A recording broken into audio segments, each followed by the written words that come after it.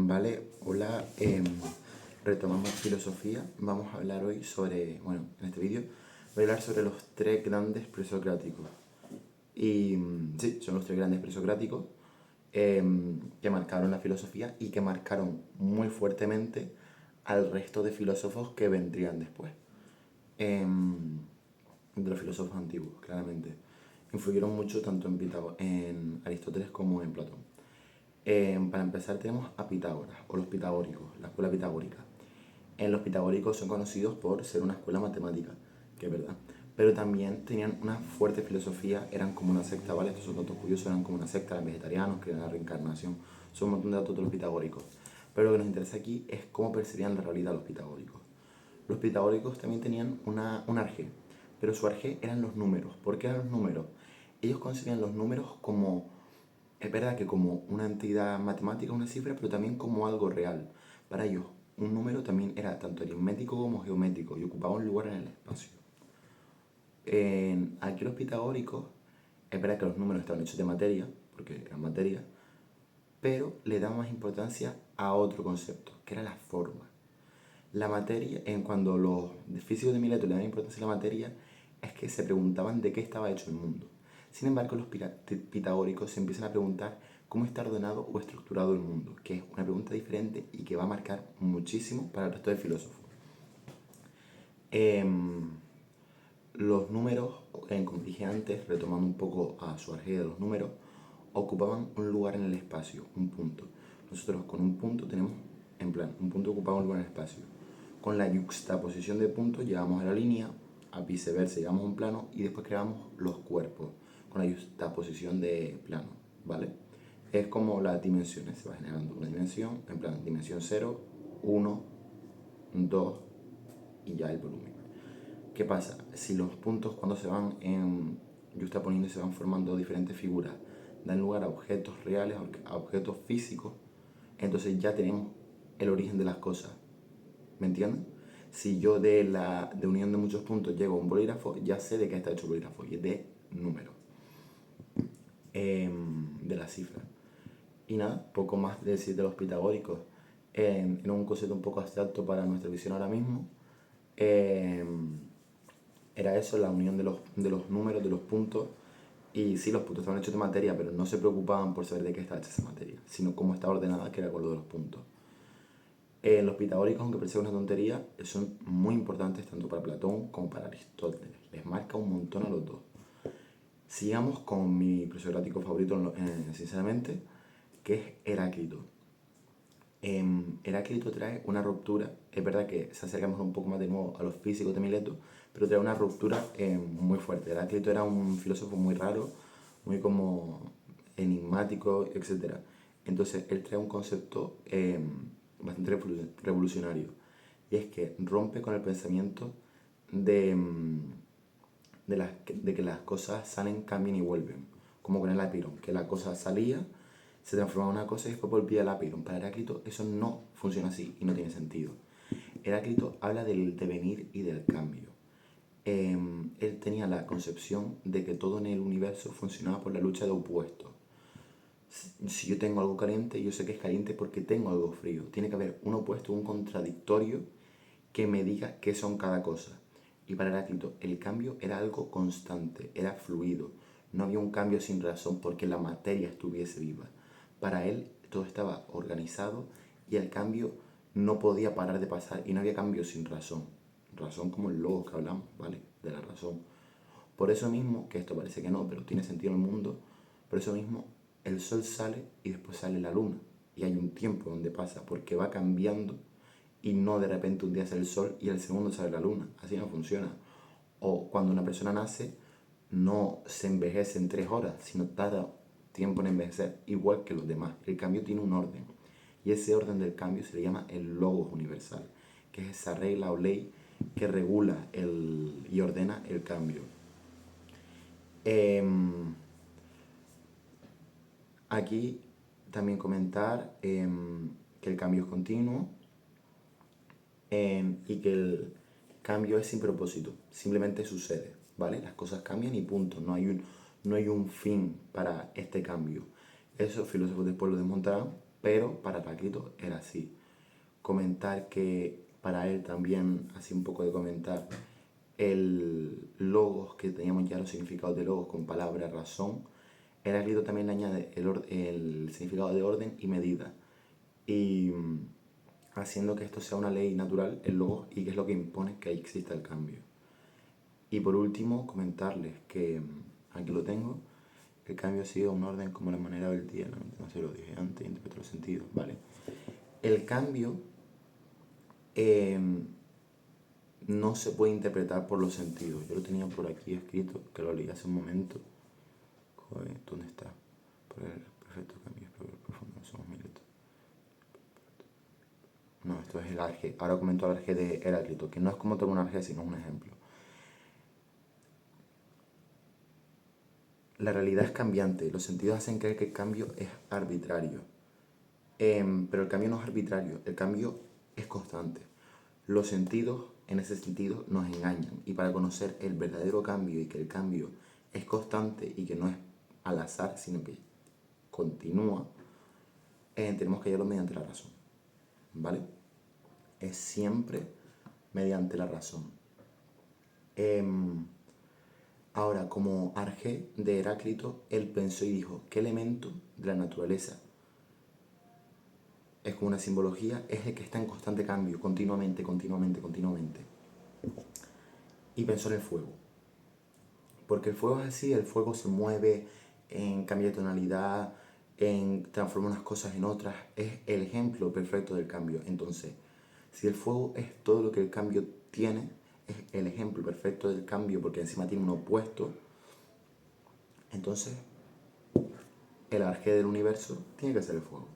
Pero es algo muy más simbólico que literalmente decir el universo viene del agua. No, el universo viene del cambio. Y el cambio se puede ver perfectamente en el fuego. Así lo entiendo yo. Y, y nada.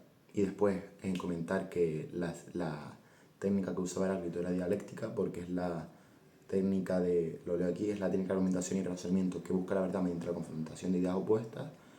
Y poco más, ya hemos terminado con Heráclito. Como Heráclito es un poco denso, voy a hacer aquí un pequeño mini resumen de 30 segundos.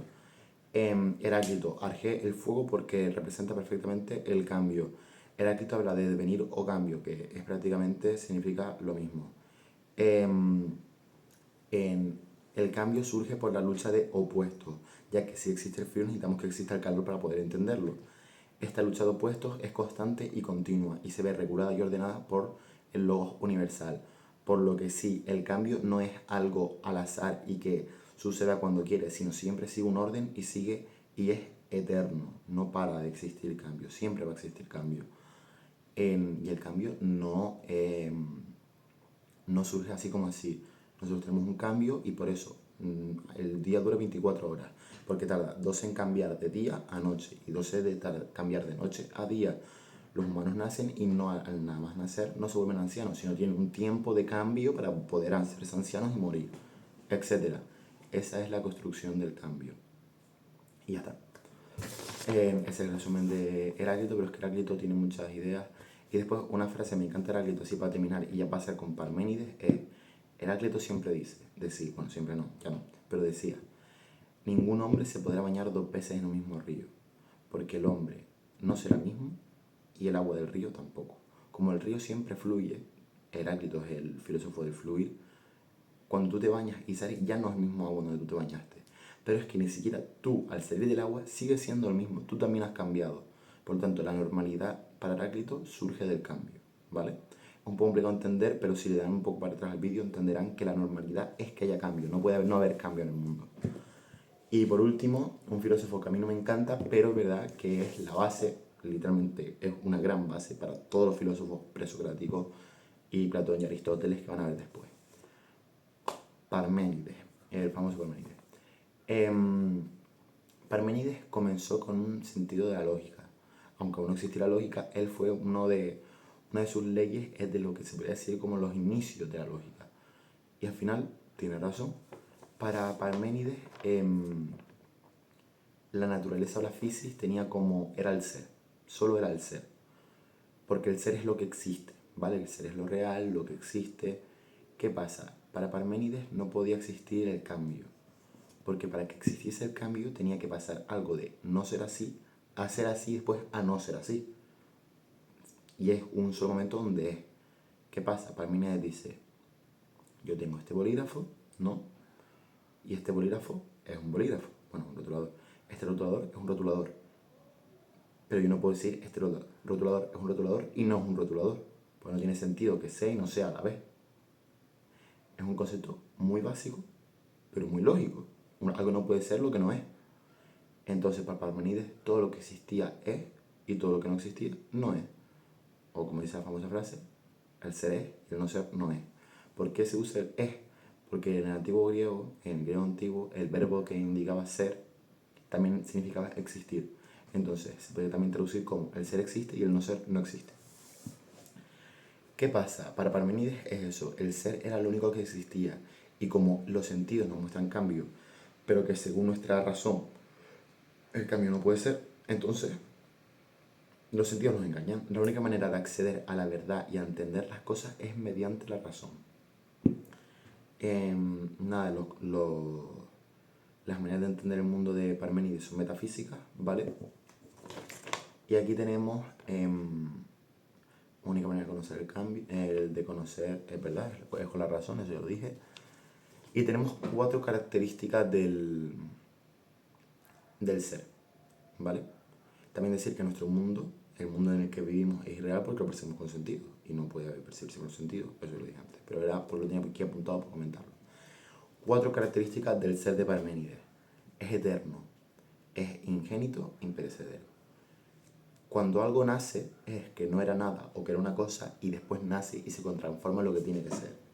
Si hay un cambio, ya no puede ser. Entonces, nada nace ni muere. Como digo, no es ingénito e imperecedero. No puede nacer y no puede morir, porque es el cambio. El cambio es eso. Así que el ser tiene que ser eterno. Como segunda característica, tenemos que el ser es indivisible y homogéneo. O sea, es uno.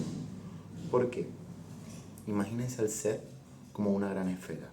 ¿Vale? Todo lo que existe es una esfera. Una esfera entera, o sea, no hay hueco. Es una esfera.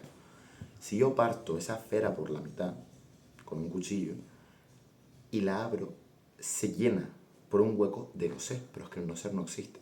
Por lo tanto, el ser es una esfera perfecta y es indivisible. No se puede, cuando exista una división, es que existe un no ser. Y el no ser no puede existir. Entonces es eso. Y es homogéneo porque si hay cosas diferentes es que no todo es igual. Y si no todo es igual, el ser no es igual. Y el ser no puede ser diferente porque entonces habría cambio. Es complicado, pero como ya lo dimos en clase, deberían entender más o menos lo que digo. Nada, lo de que el ser es indivisible y homogéneo, y por lo tanto, así como pequeña muletilla final, el ser es uno. El ser es uno, todo es un ser, no existen diferentes seres. Porque entonces, si existen diferentes seres, tendría que haber un no ser, tendría que haber un cambio para que un ser pasara a ser otra cosa, y no puede ser. Tenemos que el ser es limitado, porque si el ser fuese ilimitado, no estaría comprendido, modo, no estaría comprendido, no sería una esfera, no podríamos conocerlo como tal porque se escapa y es demasiado, y es un caos, y el ser tiene que ser ordenado porque el ser es perfecto. Es un caos. Esto lo tengo aquí apuntado, que es que a pesar de nuestras raíces cristianas, que vemos lo ilimitado como perfecto, los griegos lo veían como lo limitado, porque cuando es limitado se puede conocer y sigue unas leyes de la razón, ¿vale? Y se puede conocer con la razón. Y si es limitado, tiene un orden. Y cuando hay orden, es perfecto. Y como el ser de Parménides es perfecto, tiene orden y es limitado. Y por último, es inmóvil, ya que si un objeto se desplaza, implica un cambio de espacio. Y como el cambio de ningún tipo existe, no puede haber cambio, el ser es inmóvil. No se mueve por nada. Y todo lo que tú veas que se mueva, te engaña. Es la opinión. No puede ser. Y nada, y ya está. Pues nada, esos son los tres grandes presocráticos y en el siguiente vídeo, filósofos pluralistas.